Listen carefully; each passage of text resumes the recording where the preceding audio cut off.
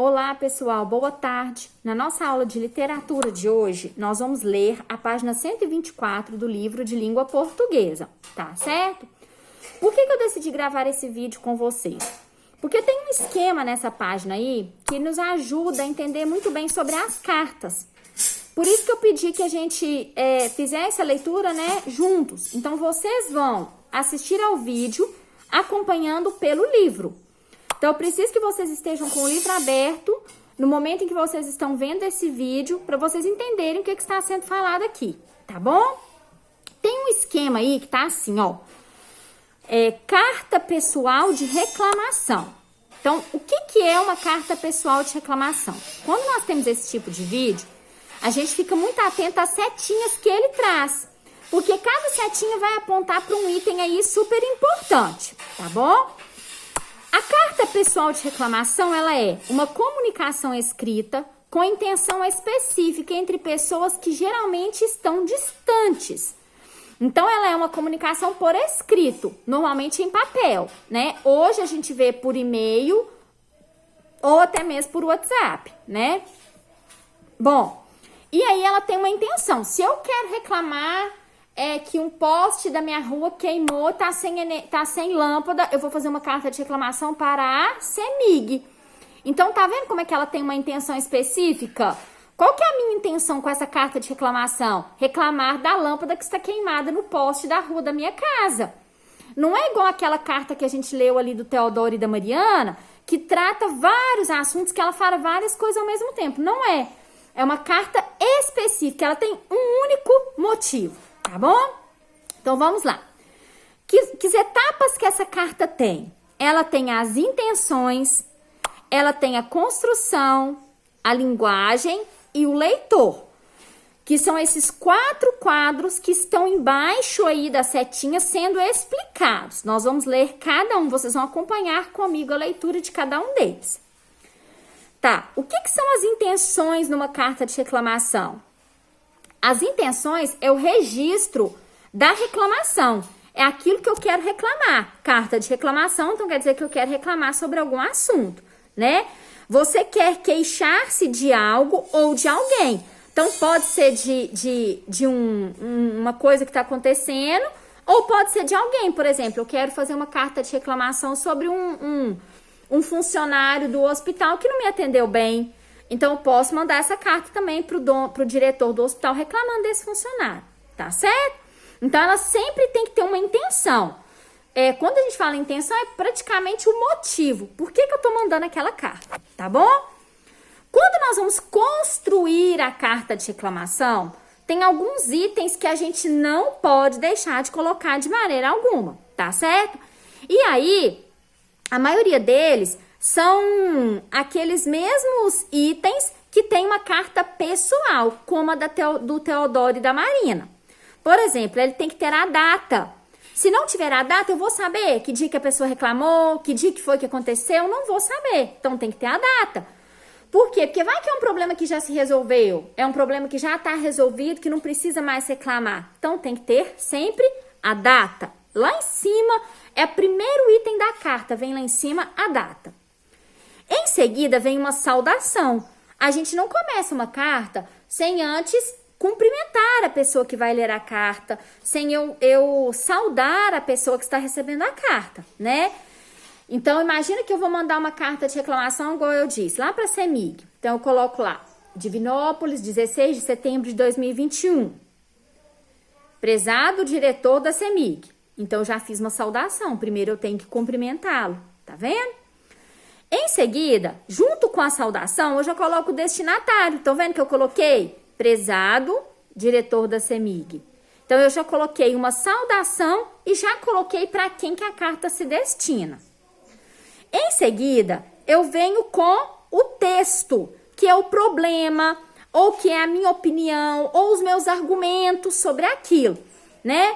Então, pode ser, por exemplo, no meu caso é o problema. Gostaria de informar que a lâmpada do poste em frente à minha casa está queimada. Isso é um problema muito sério, a rua está ficando muito escura, é perigoso, a gente tem medo, né? É um exemplo. Ou também pode ser a minha opinião. Vamos supor que eu quero reclamar sobre a quantidade de ônibus em um determinado período do dia.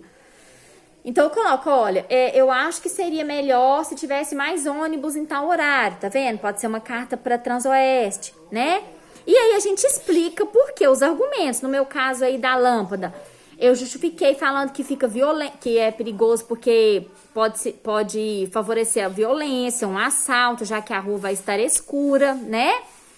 Em seguida, a gente coloca a despedida, né? Então, por exemplo, eu coloco, conto com sua ajuda para resolver esse problema.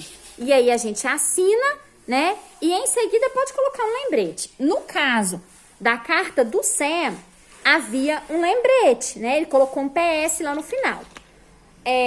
Então nem sempre é necessário, mas pode ser que a pessoa coloque.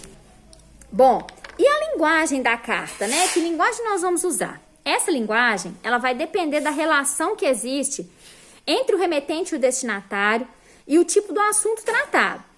No caso do Sam, o remetente e o destinatário são amigos.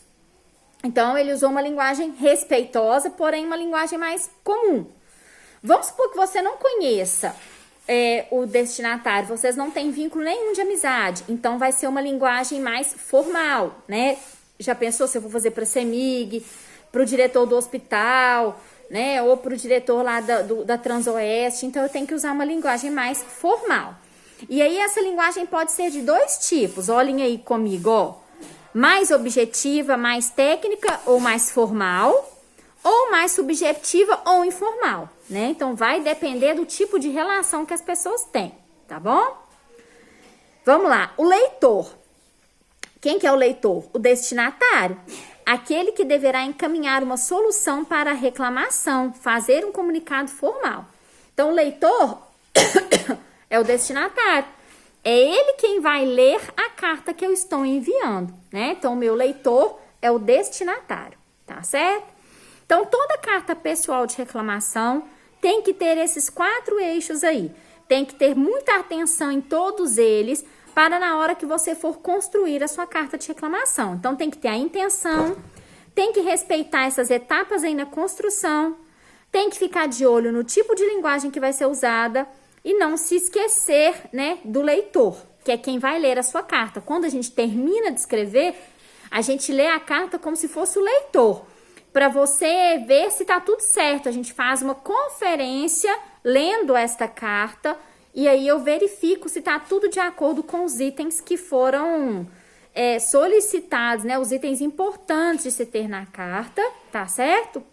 E aí, eu vou conseguir ver se tem algum erro na minha carta ou se ela ficou legal, tá bom? Logo abaixo vem uma atividade aí, ó, que é a prática da oralidade. Conversa em jogo, desafios da convivência no dia a dia. Não tem espaço para responder aí. Por esse motivo, vocês vão responder no caderno de língua portuguesa, tá certo? Na carta, Sam escreve que todos temos de aprender a conviver em harmonia. Então, para você, o Sam sabe conviver em harmonia? O que você pensa sobre isso, né? Ele incomodava os vizinhos e sentia incomodado por eles. É fácil conviver com as pessoas no dia a dia? Quais os nossos maiores desafios no convívio com as pessoas? Então, reflitam, pensem bem, né? Convívio é a convivência diária, encontrar, é estar junto na sua casa, na sua família, com aquelas pessoas ali. A gente percebeu que durante a pandemia isso tornou muito evidente na nossa casa, porque a gente não ficava junto todo dia, né? Vocês vinham para a escola, o papai e a mamãe trabalhar, muita gente, o pai e a mãe tá trabalhando em home office, agora tá todo mundo em casa ao mesmo tempo. Então, o que foi difícil nessa convivência, né?